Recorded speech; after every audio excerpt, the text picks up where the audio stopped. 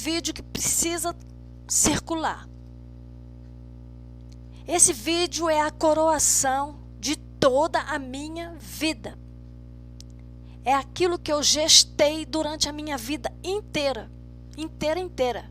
Eu não estou falando só do meu tempo de entendimento, não.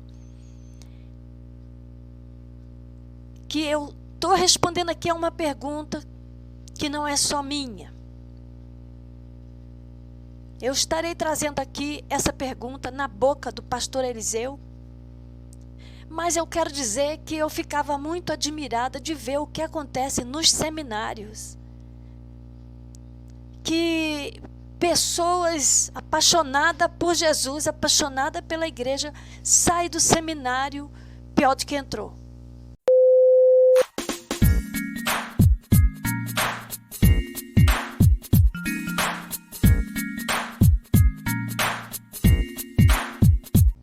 Queridos amigos, sejam bem-vindos.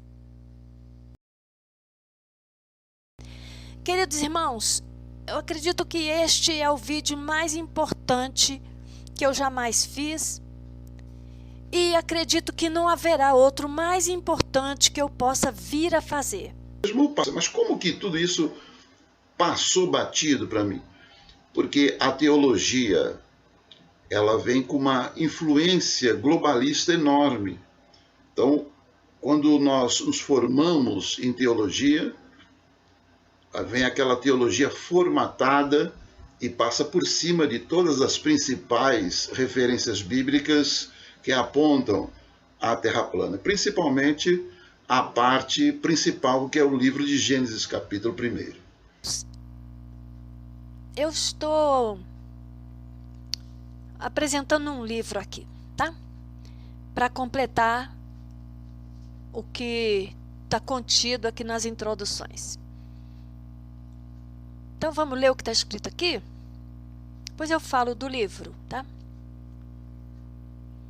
O cidadão comum do Império Romano não tinha conhecimento das civilizações da Índia ou da China. Além de suas fronteiras, eles pensavam só existiam tribos selvagens ou semi-civilizadas. As fronteiras do Império Romano, portanto, coincidiam com as do mundo civilizado na cabeça deles, tá?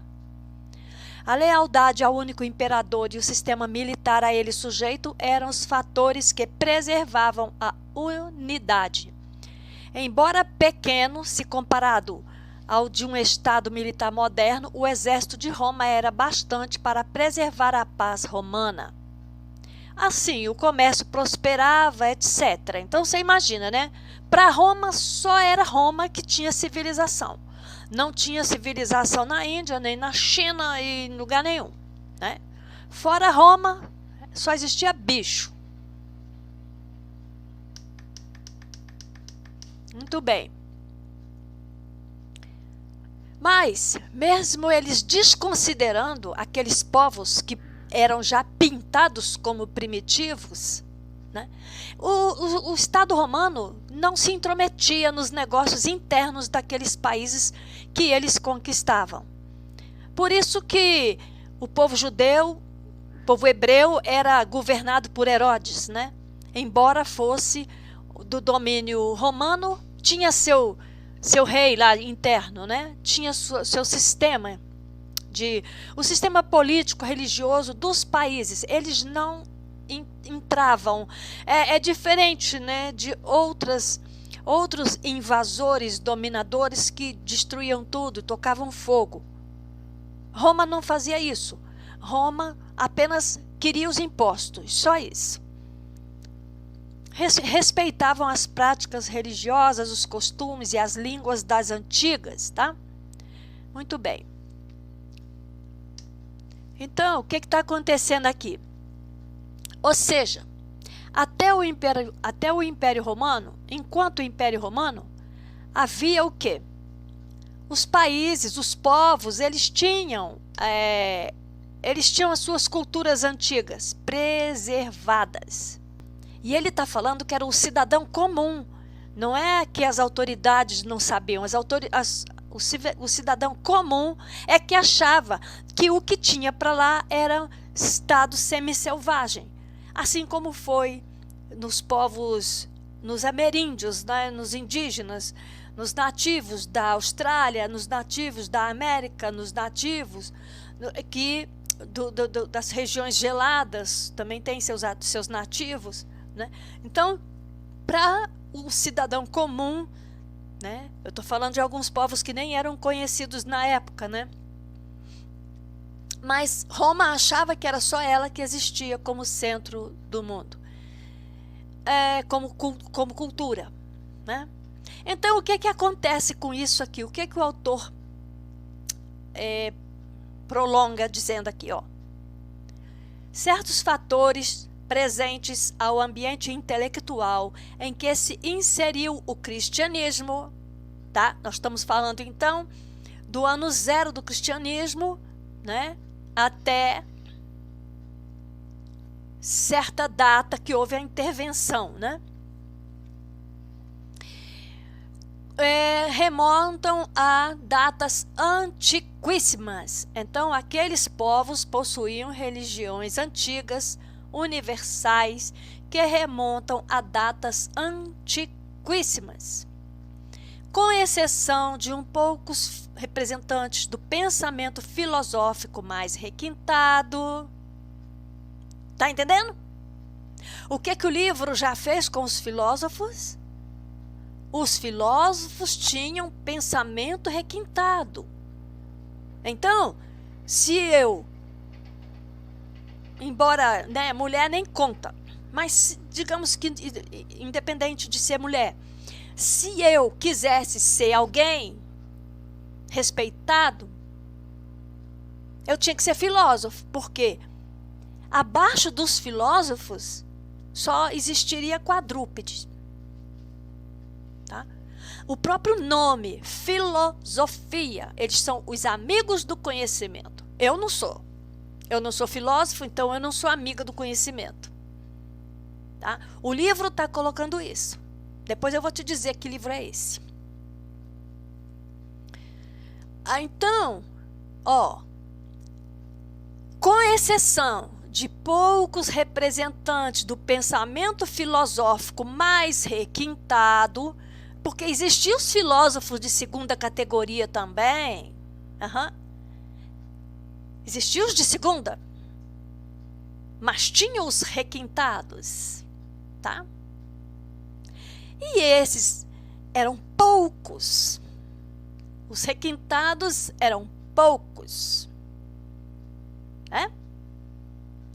Os demais, todos os que não eram requintados, os que não eram filósofos, os que não eram amigos do conhecimento, eles tinham o seu conjunto de crenças.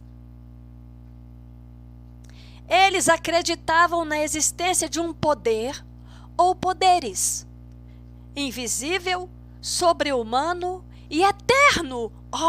Eles acreditavam num poder invisível, sobre-humano e eterno. Mas que povinho, hein?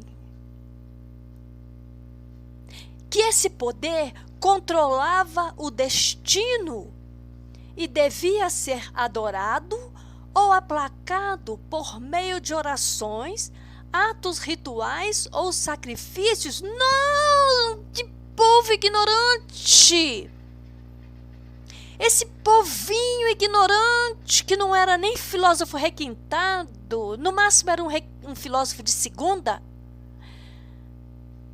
Eles acreditavam que havia um poder ou poderes, invisível, sobre-humano e eterno, que controlava o destino e que devia ser adorado ou aplacado por meio de orações, atos rituais ou sacrifícios. Olha o que esse povinho acreditava: que a Terra era o centro do universo e que ao redor dela o Sol, os planetas e as estrelas seguiam seu curso. Acima dela, da Terra, havia o céu. Eles acreditavam que havia o céu. Os planetas e assim o céu. Abaixo da Terra, no subterrâneo, a morada dos espíritos já mortos, não, né? O espírito não morre, né, senhor autor famoso? Dos espíritos de pessoas mortas, então a alma, né? Morada das almas e também dos maus. Então, ele distingue aqui. Havia espírito de pessoas mortas e havia espíritos maus, tá? Que ficava abaixo. E na mente popular não havia noção do que hoje se denomina lei natural. Ah, não? Olha só, o povo então não tinha noção que tinha que comer para continuar vivo, né? Que tinha que tomar banho para não feder, não é isso? Que a pessoa nasce pequenininha, cresce, reproduz, envelhece e morre. As pessoas não tinham essa noção das leis naturais. Beleza. E tudo que acontecia na natureza era obra dos poderes invisíveis do bem e do mal que governavam o mundo arbitrariamente. É? Bom, não é bem assim não, porque em lugares que ele fala que havia o pecado e o castigo, as pessoas tinham noção, não era arbitrário não.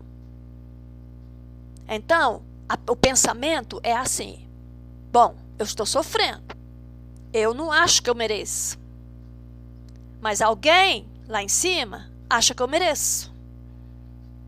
Então, o que eu fiz de errado? Se eu procurar direitinho, eu vou achar. Porque quem é que não erra? Quem é que não peca? Então, se eu pensar direitinho, eu vou encontrar. Mas não que aquele lá em cima seja arbitrário. E você não fala de Jó, porque Jó é uma exceção e foi arbitrário mesmo.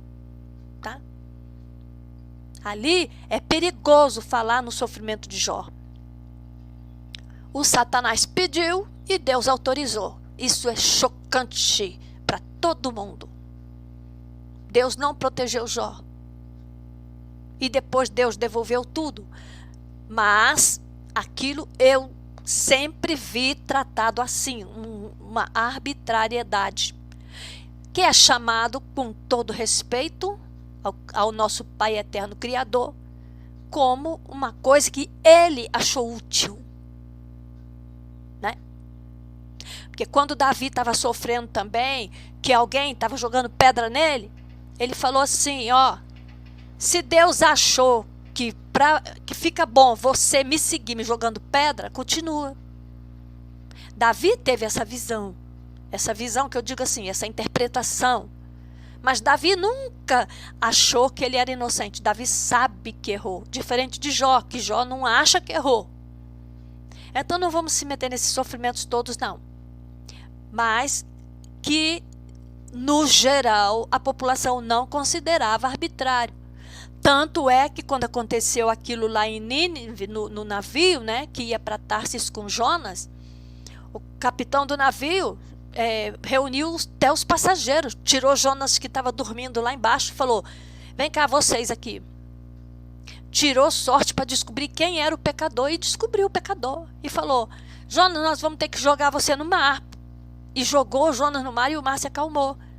Então, por que o povo no mundo crê que existe pecado e castigo? Porque a experiência demonstra. Por causa de que Jonas, quando foi jogado no mar, e Jonas sabia, Jonas mesmo falou, sou eu, não precisa sortear não, sou eu sim. Mas a sorte caiu em Jonas, ele falou, não, sou eu sim, pode me jogar. E jogou. É isso que ele está falando aqui. O que acontece com os filósofos? Os filósofos, eles ficam pensando. É só isso. Eles ficam tirando ideia da cabeça deles. Ou ideia emprestada das cabeças de outras pessoas, que tirou das cabeças de outras pessoas. Tá bom? É por isso que eles, enquanto o navio estava indo para Tarsis, e com Jonas em desobediência, os filósofos estavam filosofando. Não pega um navio, não faz nada de útil. Então, era um povinho que se sentia governado por forças acima do seu controle, que eles deviam agradar essas forças, né? E os milagres também eram esperados. Quando as forças superiores desejassem operar na sensibilidade do homem, fazia algo fora do comum. Então, o mundo, olha que povinho, o mundo era considerado habitação de espíritos bons e maus, que influíam em todas as facetas da vida humana e se apossavam de tal forma dos homens que passavam a controlar suas ações. Eles achavam que os espíritos bons e maus controlam as ações dos homens, tá? Olha só, as formas variadas de manifestação de sentimento religioso eram indícios da necessidade de estabelecer melhores relações com o mundo espiritual e o invisível e de ânsia generalizada por um socorro maior do que os homens podiam prestar uns aos outros. Era só naquela época, é? Eu preciso de milagre todos os dias. Todos os dias eu peço um milagre. Todos os dias eu recebo milagre. Não era naquela época, não é agora e não é por infelicidade, não. Tá? É porque eu sei que Papai do Céu tudo pode, então eu peço, então Ele faz. Coisas grandes, imensas, poderosas, maravilhosas e coisas também que são pequenas para Deus, mas são grandes para mim. Todos os dias eu peço milagre para Deus. E algum dia alguém me pergunta, eu vou falar o que eu pedi para Deus que mais me impressionou. Então, além desses conceitos gerais comuns à religião popular, o mundo a que se dirigiu o cristianismo devia muito à influência específica do pensamento grego. Que interessante. Somente as camadas mais cultas da população, né? A reflexão filosófica dos gregos ocupou-se inicialmente com a explicação do universo físico. Porém, com Heráclito de Éfeso, cerca de 490,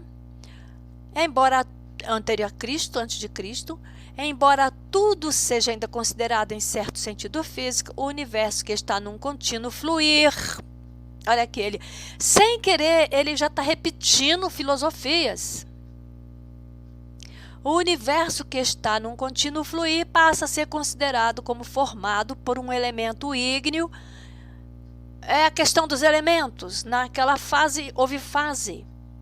Mas ele está entrando aqui, né, onde que o elemento é o fogo. Ele está entrando nas filosofias sem sentir. E aqui, quando ele entra nas filosofias sem sentir, olha o que ele faz. Anaxágoras de Atenas, cerca de 500 a 428 a.C., ensinava tal. Os pitagóricos, os pitagóricos, ele pulou para Heráclito. Ele pulou Pitágoras. Só que os pitagóricos afirmavam que o espírito é um material e que as almas são espíritos decaídos. E está falando dos pitagóricos. Mas não fala de Pitágoras? Já pula para Sócrates. Pitágoras vem muito antes. Anaxágoras era discípulo de Pitágoras, depois de Anaximandro. Então você tem essa escalada aí: Pitágoras, Anaximandro e Anaxágoras. Cadê Pitágoras e cadê Anaximandro? Já está falando de Anaxágoras? Por que ele pulou Pitágoras?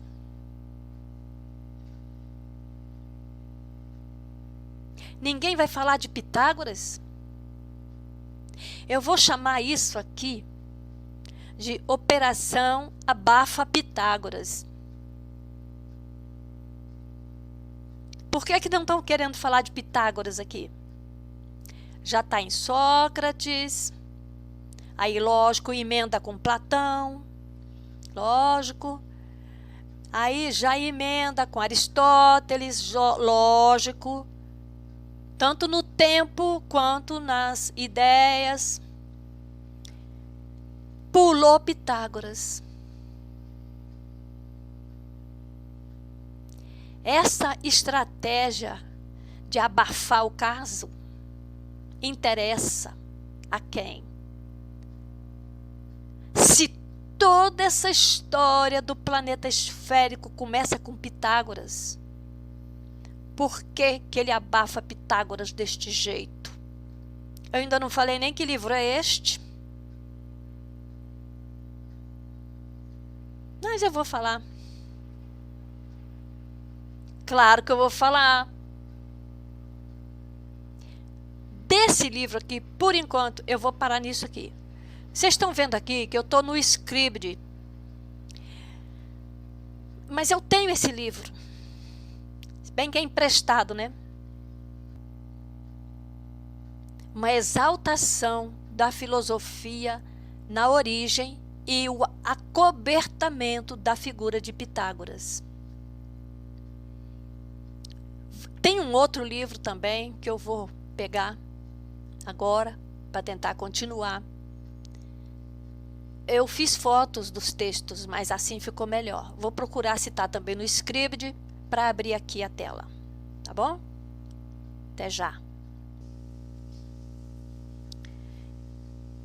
Esse livro aqui, História da Igreja Cristã, não é ele sozinho. Ele vai responder a primeira parte da questão. Através deste livro será respondido isto aqui, que está escrito na carta de Paulo a Timóteo. O Espírito diz claramente que nos últimos tempos alguns abandonarão a fé e seguirão espíritos enganadores e doutrinas de demônios. Onde é que estão as doutrinas de demônio? Ele não ia falar se ela estivesse lá no lugar dos demônios. Ele está falando daquilo que está acontecendo dentro do povo de Deus.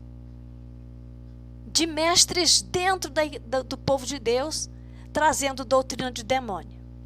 Mas vem cá, você está falando que esse seminário, que esse livro, eu vou falar o que está escrito.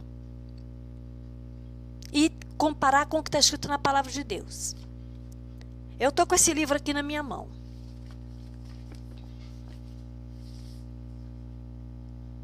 Por acaso eu estou usando aqui no PDF, porque eu encontrei no PDF, mas eu vou usar um outro livro também que não está no PDF, que eu não encontrei no PDF, tá? O que está acontecendo aqui?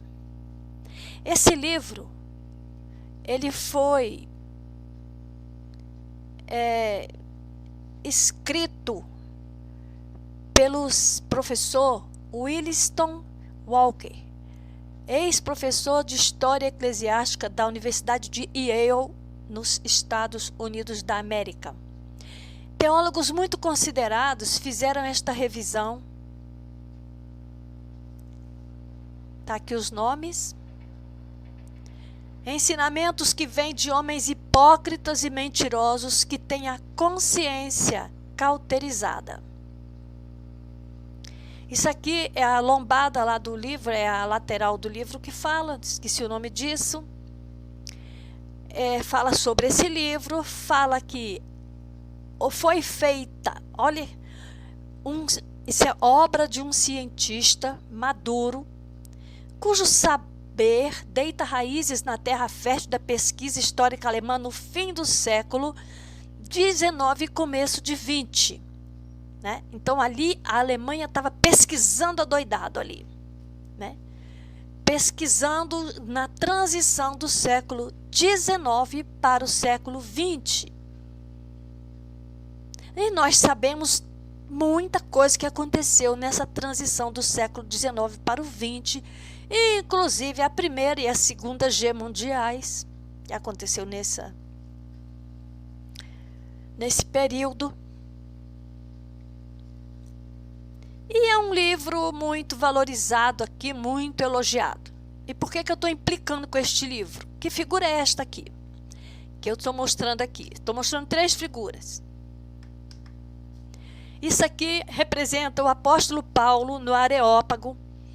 O Areópago era uma praça pública onde as pessoas discutiam assuntos elevados. Era o YouTube da Grécia, o YouTube da época. Se quer se encontrar, falar sério, discutir assunto bacana, vai para o Areópago, tá? E foi lá que Paulo foi enfrentar os filósofos, tá bom? Quando eu for falar de filósofos, eu vou falar dessa conversa aí de Paulo. Aqui nessa outra imagem aqui, nós vemos já mais um pouco adiante, nos primeiros séculos da igreja, vemos aqui Santo Agostinho também tentando explicar para as pessoas que não era possível a Terra ser assim, desse formato. E aqui você está vendo isso aqui? Tá? Isso aqui não foi inventado em 1950. Isso já vem crescendo no seio da civilização e da igreja. Né? Tá vendo esse negocinho aqui? Vocês conhecem a língua do P? Vou falar. Isso aqui é um símbolo Pemapesson, tá? Na língua do P, se vocês não souberem, procura para a vovó de vocês, mamãe de vocês, titia, ela vai te ensinar a língua do P, tá? Então, esse é um símbolo Pemapesson, Penipecô. Porque eu não quero que os nossos vídeos sigam, né, o caminho de outros. Muito bem. Aqui tem uma data, 1959, que é o título do original em inglês. Essa data aqui, 1959, acontece que tem uma outra data relacionada a esse livro. Tem uma data de 1926. Isso aqui já foi uma edição. Em língua portuguesa, em 1967. Agora você vai ver o que aconteceu nas décadas de 50 e de 60. Tá? Anota isso aí, que as décadas de 50 e 60 no Brasil foram muito importantes. No Brasil e no mundo. Então, esse livro foi tirado da gaveta lá em 1959. Está aqui. Tá?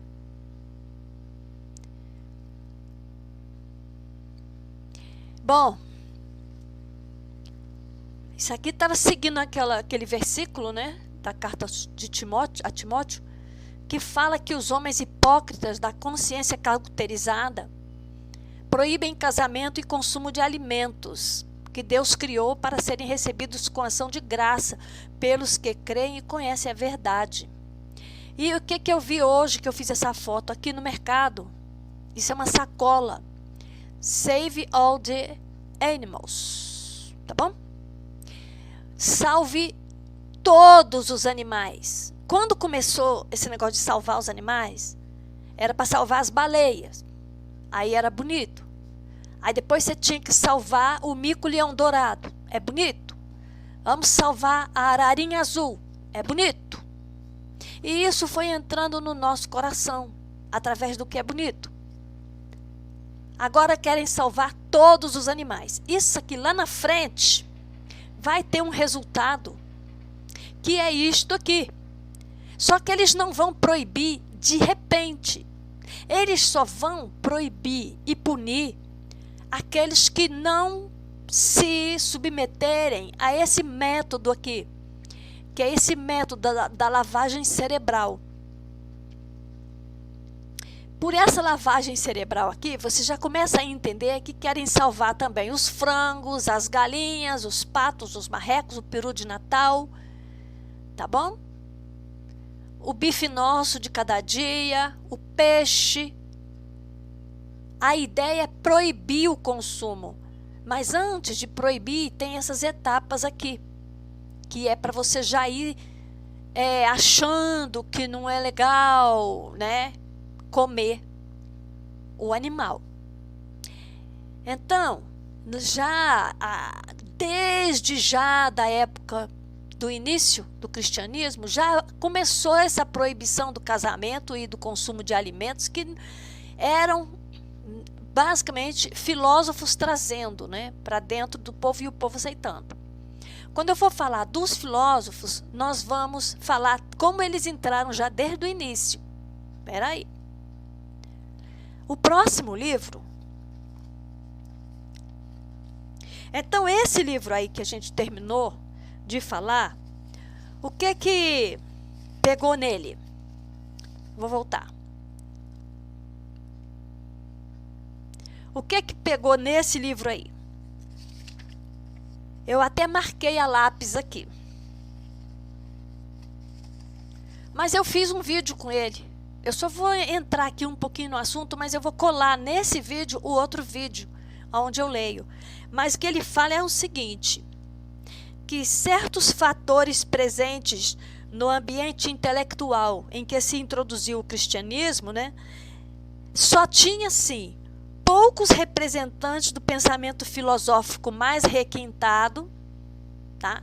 Então, você tinha o povo, que não sabia nada, ignorante total, os filósofos e uns filósofos requintados. Esses filósofos requintados tinham uma outra concepção. Simplesmente, eles eram ateus e materialistas. Quem era a ralé? A ralé é aquele povo que acreditava na existência de um poder, está nesse livro aí, de um poder ou de poderes, invisível, sobre-humano e eterno, que controlava o destino e devia ser adorado ou aplacado por meio de orações, atos rituais ou sacrifícios. Então, quando o cristianismo chegou, já encontrou essa mentalidade aí, consciente de que não está sozinha no mundo. E olha, pior, a Terra era considerada o centro do universo. Imagina que horror! E ao redor, o Sol, os planetas e as estrelas seguiam seu curso.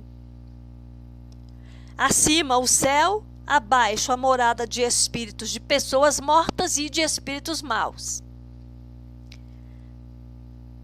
E não tinha noção, o povo não tinha noção do que hoje nós consideramos a lei natural. Quer dizer, o povo não tinha noção de que a gente tem que nascer, crescer, aprender, procriar, envelhecer, morrer, né?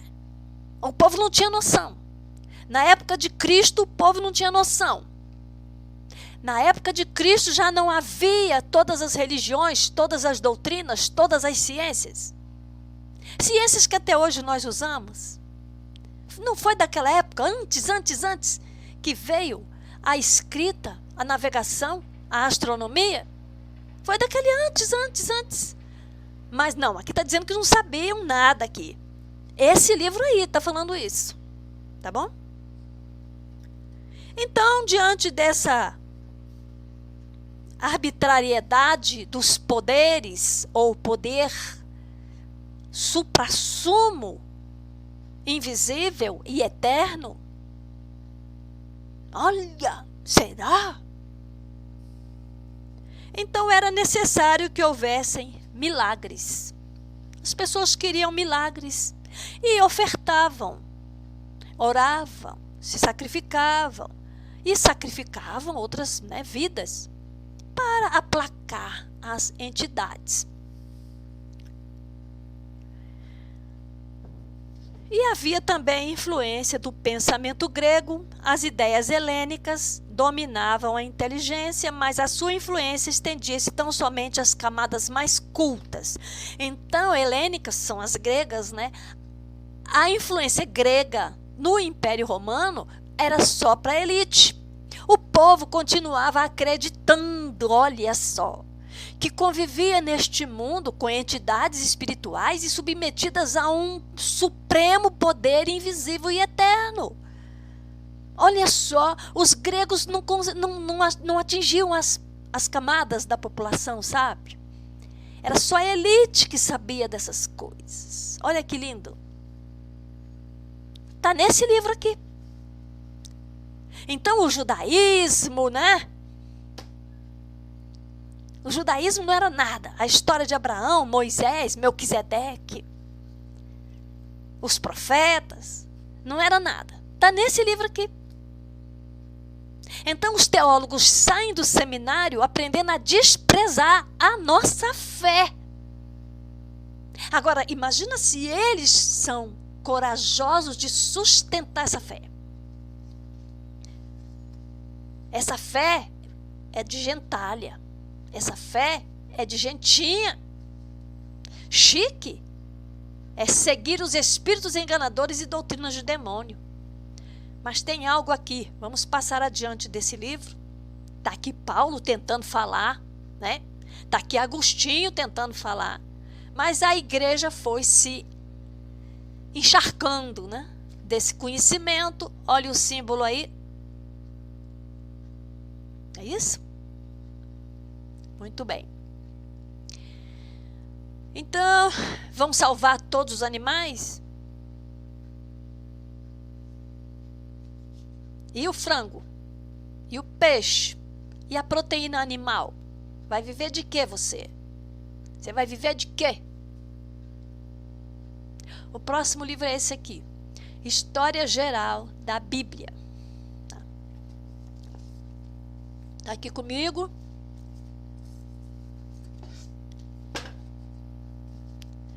Não fiz foto dele porque ele não tem nada escrito, né? Vamos ver o que eu pesquei aqui para vocês. Capítulo 1, Gênesis. O vácuo primitivo. Sombra e luz. A terra e o mar.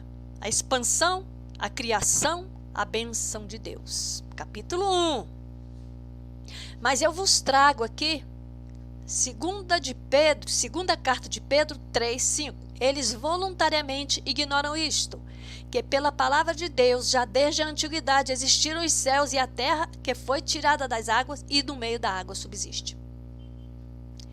Então, voluntariamente, ele colocou aqui o vácuo. E eu tenho que provar para eles, cientificamente, que o vácuo é vácuo. Tá bom? Do vácuo não sai nada. O vácuo não absorve, não protege, o vácuo só absorve. Olha isso aqui. História Geral da Bíblia.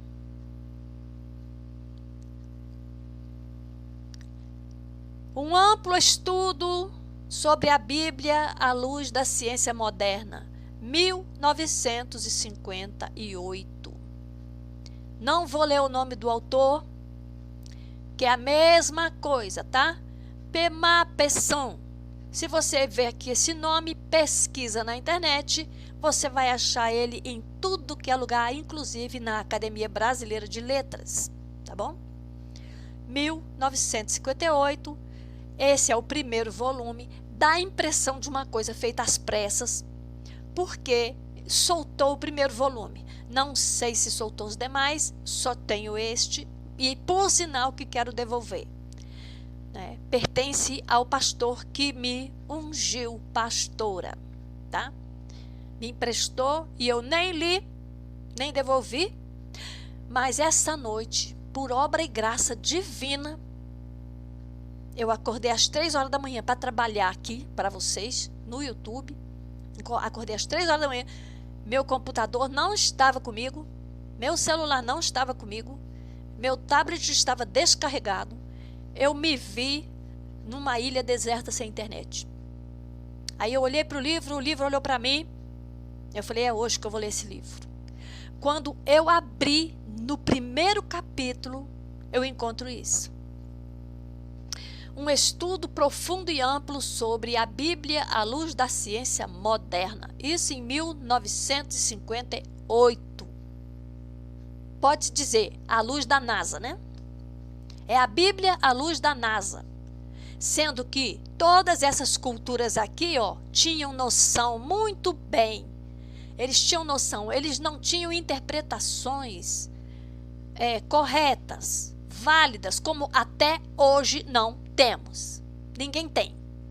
um modelo completo e correto, tá? Tem essa... Cadê? Aqui, ó. Olha aqui, a desinfeliz aqui, ó.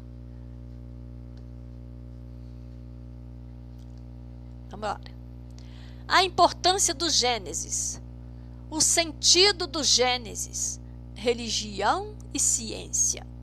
O sentido do Gênesis é isso? Não admira que os jovens que entram na faculdade de teologia saem de lá decepcionados. Abandonam, largam, desviam. Porque é teologia? Vai falar de quê? O sentido do Gênesis, religião e ciência? Para falar isso aqui que já está no capítulo 1? Agora vai ver o que está no capítulo... Olha que bonito. O Gênesis diz assim: no princípio criou Deus o céu e a terra era sem forma e vazia, havia trevas sobre a face do abismo e o Espírito de Deus se movia sobre a face das águas. E o que ele está dizendo aqui? O vácuo primitivo, olha aqui. O vácuo primitivo, primeira coisa do sumário, e olha aqui. Primitivamente o vácuo envolvia e mantinha nos mistérios da sua inação a imponderabilidade das coisas, as quais, dir-se-á, aguardavam no vazio a presença do Supremo Senhor de um universo ativo e sincrônico, entre os espaços e a terra em trevas, imersos já por ele criados. Não tem vácuo nenhum, meu irmão. Não tem vácuo nenhum, não. Não tem inação nenhuma. Olha aqui, no princípio, Deus... Então é isso aqui que vocês vão ensinar no seminário? Ainda bem que eu não li seu livro, que Deus não permitiu. Ficou quase 20 anos preso na gaveta. Guardado na caixa. E eu sem tempo, sem condição de ler. E essa madrugada, por pura não condição de fazer outra coisa, eu fui ler. Tá aqui a beleza. Será que eu vou ler o resto? Será que eu vou ler o resto? Meu irmão, vocês que leram, apaga da ideia. Apaga da ideia.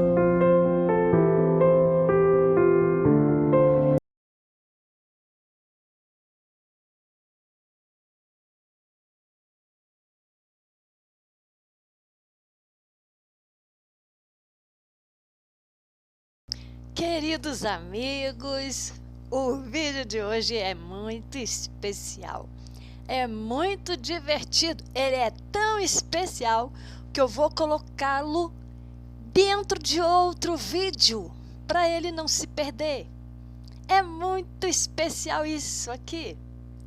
Olha aqui, por que e quando usar a embalagem a vácuo? Então, vamos começar lendo. Isso aqui é uma propaganda. As propagandas são ótimas para fazer vídeo, eu gosto. Elas são espertas, inteligentes. As embalagens a vácuo se tornaram bastante populares nos últimos anos. Antes, apenas alguns alimentos específicos podiam ser encontrados com esse modelo de embalagem, de armazenagem, mas hoje quase todo tipo de comida pode ser embalado a vácuo, de frutas a conservas. Entenda o que é, como funcionam e quais as vantagens e como usar as embalagens a vácuo. Muito bem, e o que é embalagem a vácuo? A embalagem a vácuo é uma forma de armazenamento de alimentos porque retira todo o ar de dentro do invólucro. Isso é feito para aumentar a durabilidade dos itens alimentícios, uma vez que o oxigênio acelera a deterioração deles, além de facilitar a proliferação de fungos e bactérias. É mesmo, cara pálida?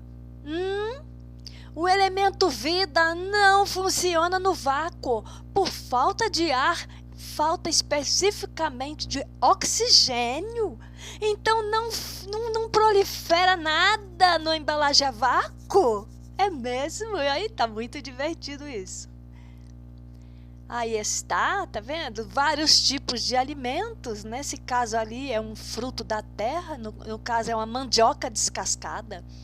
Gente, mandioca não dura um dia fora de um sistema de refrigeração, de hidratação. Não dura um dia, no vácuo. Gente, orgânico. Ó, minha próxima compra, hein? Minha próxima compra é uma embalagem a vácuo, porque eu não quero ficar fazendo na garrafa PET, aquelas estoquezinho de comida. Posso vir a fazer, mas vai ser numa maquininha dessas, hein? Eu recomendo, ó. Vamos lá. A embalagem a vácuo, portanto, é uma aliada tanto da indústria alimentícia quanto do consumidor. Por um lado, ela facilita o transporte dos produtos, uma vez que diminui seus volumes, e por outro, garante maior durabilidade daquele produto que você embalou. Então, se eu tiver que pegar 1 quilo de feijão e encher uma garrafa PET de 1 quilo, eu vou colocar ele numa embalagem a vácuo, ele vai fazer um quadradinho para mim, pequenininho, empilhável, fácil de guardar.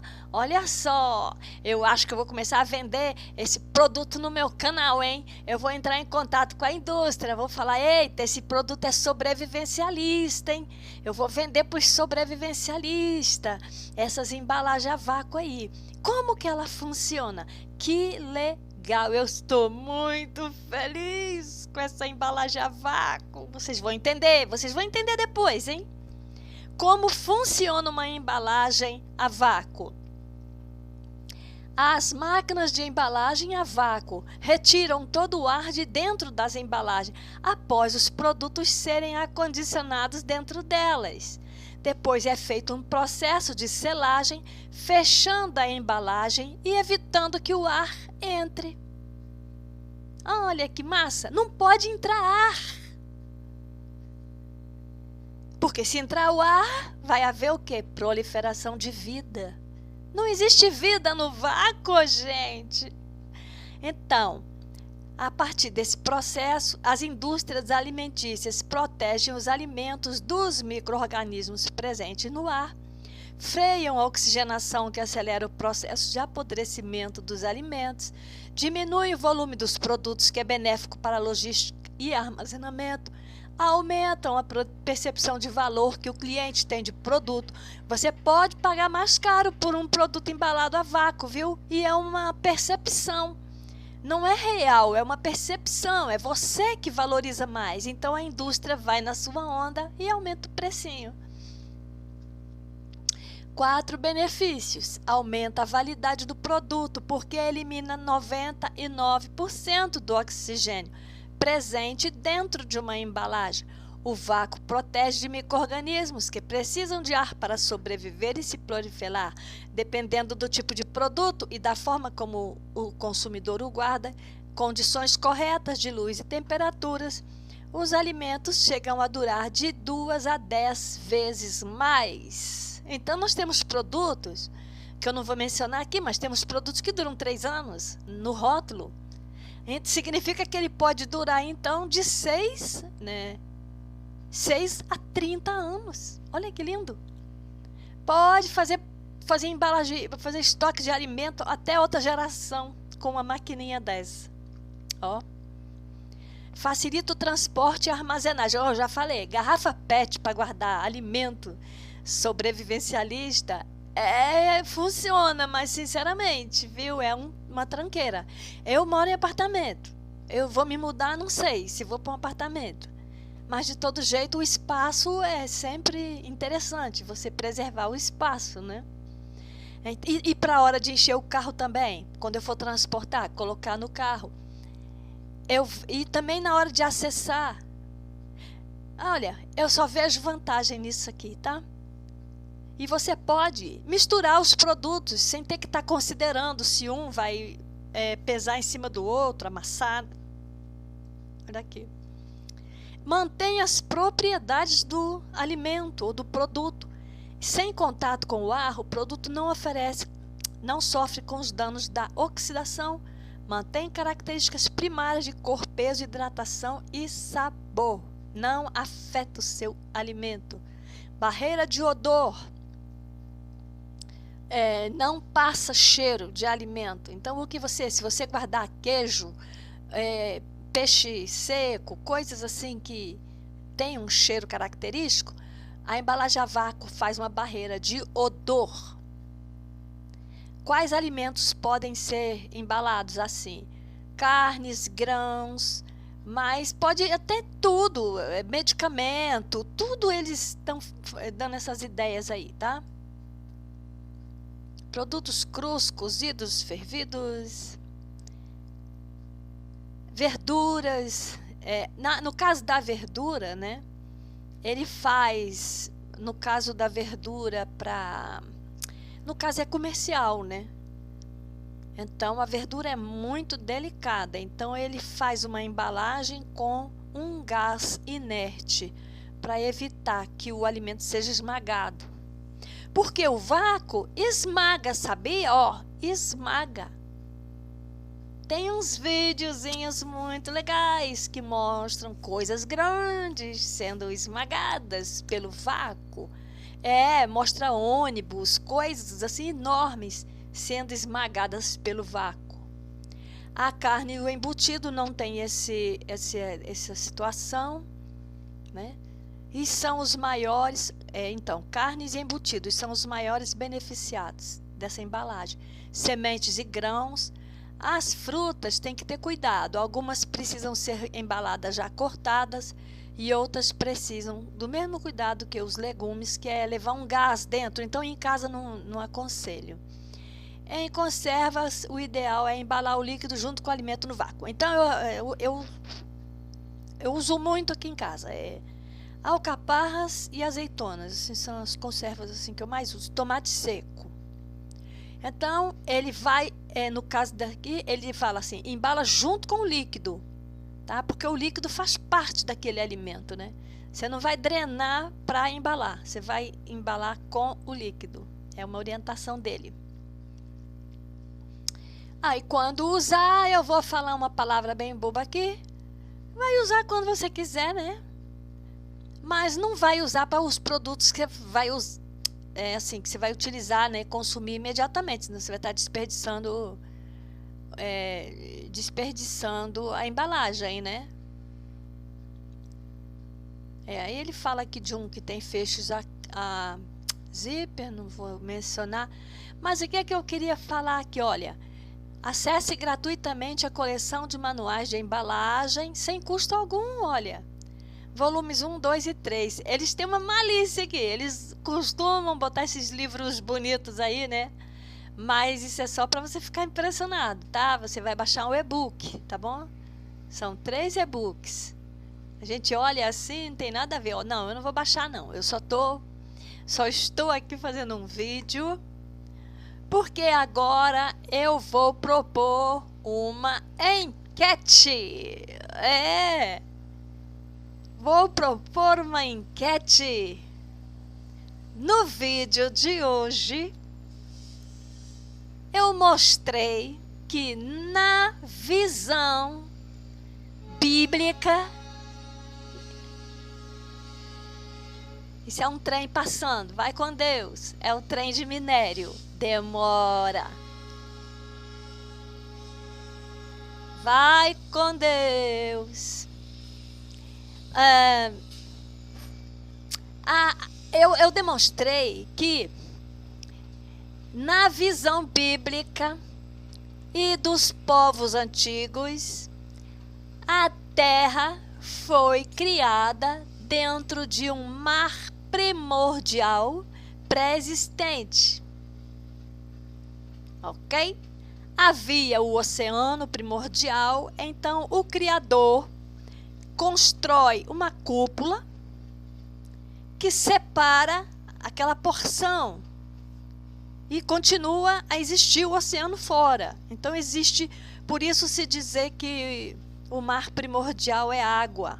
que nós vivemos dentro de água, que nosso planeta é um aquário. E o que acontece no modelo da Terra esférica, inclusive que é ensinado nos seminários teológicos? Então, os seminários ensinam que a Terra, em vez de oceano primordial, você tem o vácuo primordial. É no vácuo que, de repente, houve um bang e começou a surgir uma bactéria e tal coisa, né? Toda aquela operacionalização, e que isso levou bilhões de anos, né? Então eu proponho uma enquete, você pode votar. Vou dar um jeito de colocar a enquete no canal, não sei como se faz isso, vou tentar. Você prefere acreditar, porque é sua escolha, tá? Você escolhe acreditar. Acreditar é um ato voluntário. Você prefere acreditar no mar primordial ou no vácuo primordial como origem da vida? Eu devia até colocar aqui, mas não precisa, né? Você sabe o que acontece na presença da água e do oxigênio. Você procura um pântano, um rio, qualquer recanto sombreado, você vai ver ali a condição da vida, aonde procriam as espécies. Não é isso? Agora, você pensar que o vácuo vai te oferecer a vida, não somente as condições da vida, mas ele vai oferecer vida. Vida inteligente, vida organizada.